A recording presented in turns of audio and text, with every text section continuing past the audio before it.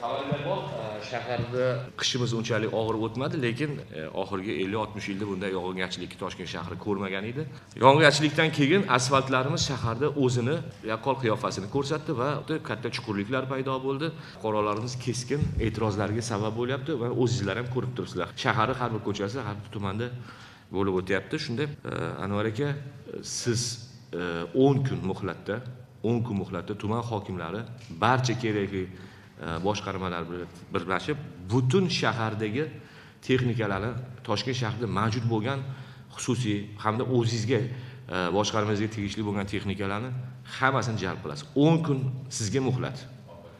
10 kunning ichida shaharda mavjud bo'lgan katta ko'chalarda, asosiy mashina yuradigan ko'chalarni 10 kunning ichida to'liq ta'mirlashingiz kerak. Endi men tushunaman, og'ir, shaharimiz katta kichkina emas, lekin mas'uliyatni olishingiz kerak. Kerak bo'lsa kechki payt ishlar tashkillashtirasiz. Men iltimos qilaman ichki ishlarimizga, GAI xodimlari ham mas'uliyatni tushungan holda, ya'ni o'sha remont bo'layotgan, ta'minlanayotgan joylarida qattiq nazoratni olib, odamlarning o'tkazuvchanliklarini qulaylashtirib berishga mas'ul bo'lishlari kerak. Jon-jahd bilan kurashish kerak. U kechirilmaydi agar 10 kundan o'tib ketib qolgan bo'lsa. Hurmatli prokurorimizga iltimos qilamiz, hammasini kontrol qilib, sifatini, hammasini kontrol qilib, u mablag'larimiz bebrusga sarf bo'lmasligini, sifatini tekshirishga kontrol qilib berasizlar. Rahmat. Birorta chuqurlik qolmasligi kerak. Sifatsiz qabul qilmaymiz. Endi freza qilasizlar.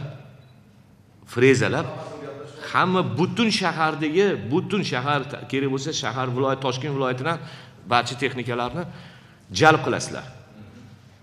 Ya'ni bugun qilib, ertaga 10 kundan keyin yana u otib olib, yana shuni ishlatgan pulimiz isrof bo'lishiga yo'l qo'yish yo'q. Tushuntira oldimmi? Kerak bo'lsa, iltimos qilaman, ishchilaringizga iltimos qiling, kunduz kuni dam olsin, kech payt mashina yo'q vaqtda ishlasin.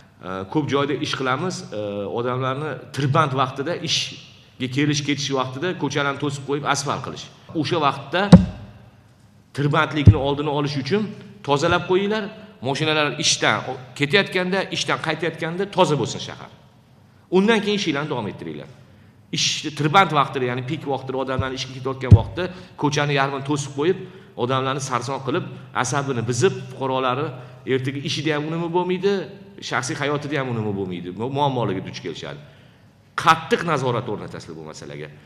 Agarki fuqarolarimizdan shu ish vaqtida o'tib ketdi, chuqurlikni yamayotgan yoki yo'lni to'sib qo'yayotgan jalba tutsa, prokurorimiz kerak bo'lsa qattiq nazoratni o'rnatadilar. Iloji boricha odamlarning kayfiyatini tushunmasdan yo'l ishlarini bajarasiz. 10 kun sizlarga muhlat. Shu o'rinda fuqarolarimizdan ham iltimos qilamiz. Qayerda masalan katta ko'chalarda shunaqa chuqurliklar paydo bo'lgan, uni tezda bartaraf etish kerakligida bo'lsa, xalq nazorat portalimiz bor. O'sha yerga rasmini olib jo'natsalar, o'sha yerda qisqa muddatlarda amalga oshirishni yo'lga tushiramiz. Endi sizlar to'g'ri tushuninglar, biz 22-yilda yashayapmiz, oldingi asrda emas. Bundan keyin qiladigan ishlarimiz endi aqlli, tartibli, sifatli bo'lishi kerak.